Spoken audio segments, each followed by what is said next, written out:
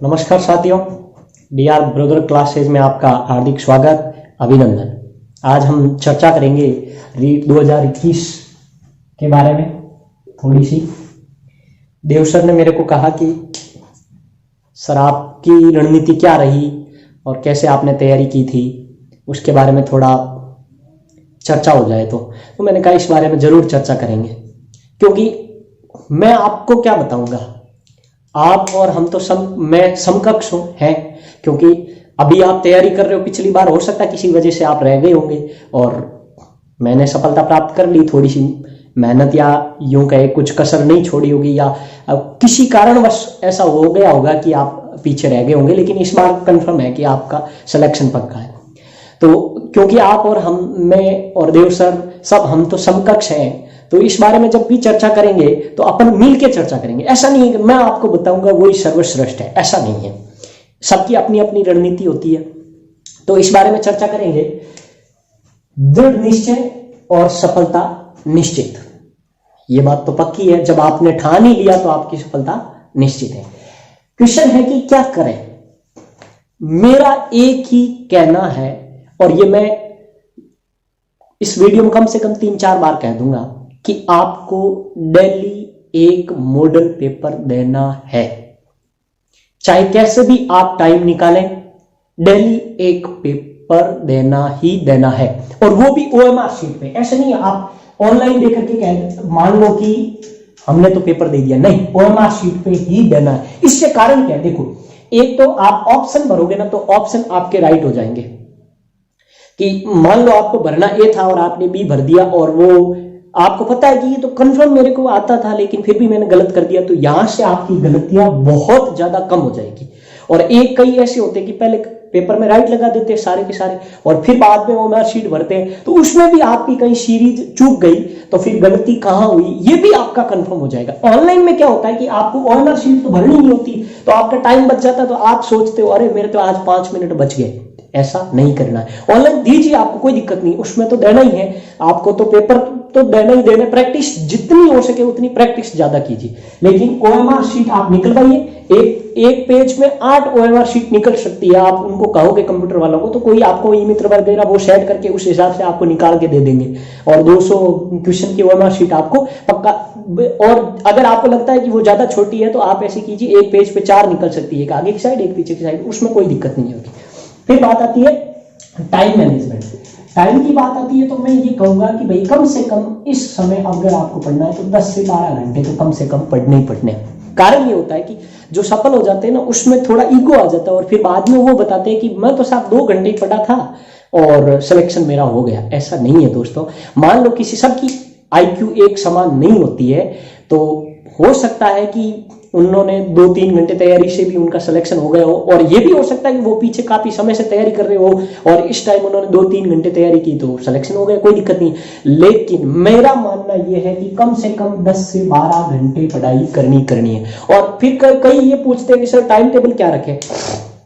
मेरा मानना यह है, टाइम टेबल आप अपने अनुसार सेट कीजिए। किसी और का टाइम टेबल सेट किया हुआ आपकी जिंदगी नहीं बदल सकता। आप अपने हिसाब से टाइम सेट कीजिए कि मुझे यहां से यहां तक पढ़ना है, यहाँ खाना है, यहाँ पीना है, यहाँ नहाना है, जो भी करना है, तो उस हिसाब से। कोई कहता दिन में पढ़ूंगा, कोई कहता मैं रात को पढ़ूंगा, तो वो अपनी अपनी हैबिट होती है, उसके अनुसार आप पढ़िए, आपको किसी प्रकार की कोई दिक्कत नहीं होगी।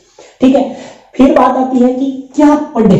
कोई कहता है कि एनसीईआरटी पढ़े, पूछते हैं कि एनसीईआरटी पढ़े या फिर SIRT पढ़े या फिर गाइड पढ़े। तो मेरा मानना यह है कि एक तो आप गाइड रखिए, उसमें क्या है कि सिलेबस आपको विवरण है पूरा का पूरा आपके पास, वैसे है ही PDF निकाली हुई, लेकिन फिर भी कारण यह है कि वहां कुछ आपको समझ में नहीं आएगा कि इस टॉपिक के बारे में क्या पूछना चाहता है, तो वहां थोड़ा और डिटेल से दे रखा है, तो वो आपकी हेल्प कर देगा। गाइड एक रखिए। ज्यादा बुक्स नहीं इकट्ठी करनी है कि कोचिंग के नोट्स भी इकट्ठे कर लिए, बुक्स की बहुत सारी बुक्स भी ले आए, फिर NCERT भी ले आए, फिर SIRT भी ले आए, और फिर पढ़ना शुरू कर दिया। और मैं तो सारे के सारे पढ़ूंगा, ऐसा नहीं करना। इसका कारण देखो, एक तो NCERT आप पढ़ो तब उसमें आपको टॉपिक छांटने आने चाहिए कि ये सिलेबस में है और ये नहीं है। अगर ऐसा नहीं कर पाते हो तो NCERT आपके लिए सही नहीं है। इसका कारण ये है कि आपको जो पढ़ना है वो तो पढ़ ही रहे हो, लेकिन जो नहीं पढ़ना है वो भी आप पढ़ लोगे, तो उससे आपका टाइम खराब होगा, इससे कोई मतलब नहीं निकलता।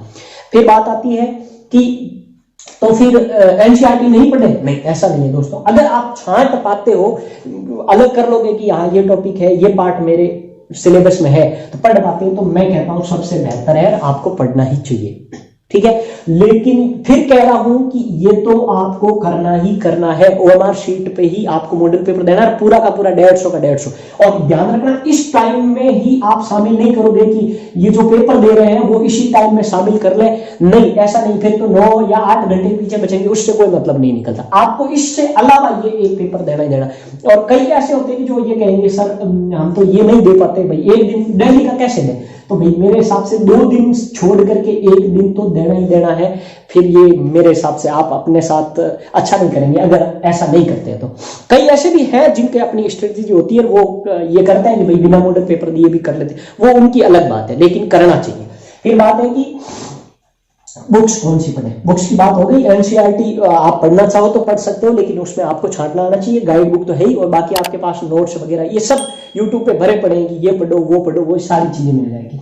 फिर है कि ऑनलाइन किताब, देखो मोबाइल भाई सबके लिए ऐसा नहीं है कि वो चालू रहते हुए भी पास में पड़ा है और व्हाट्सएप मैसेज आ गया और फिर वो फिर भी ध्यान नहीं दे रहा, ऐसा नहीं, सबके लिए नहीं है। कई ऐसे भी है जो साथ के साथ मोबाइल चालू है फिर भी वो अपनी पढ़ाई कर रहे हैं, लेकिन मोबाइल थोड़ा बहुत डिस्टर्ब करता है, इसलिए जिनको डिस्टर्ब करता है वो अपना मोबाइल थोड़ा ही, जब तक पढ़ाई करे उस तब तक नेट वेट बंद रख के अपना पास में अलग रखे। और ऑनलाइन की बात ये है कि आप मतलब इधर से भी टेस्ट आ गया, इधर से भी भेज दिया किसी ने, इधर से भी व्हाट्सएप ग्रुप में आ गया, इधर से भी आ गया, सोच रहे हो कि मैं 4 ही दे दूं, ऐसा नहीं करना। सब जगह से नहीं, आप दो वेबसाइट या जो भी है उसको छांट लीजिए कि मुझे पहला एक ये पसंद है, एक ये पसंद है, तो भाई इनमें से आपको देना है। ऑलरेडी वो जरूरी नहीं है कि आप डेली दो ही दो, लेकिन ये तो डेली करना ही करना है, ठीक है। एक बात ये भी ध्यान रखना कि अगर आपको ये है कि भाई मेरा तो सिलेबस अभी कंप्लीट नहीं हुआ, मैं पूरा नहीं देना चाहता, तो जो सब्जेक्ट आपका हुआ तो 30 क्वेश्चन का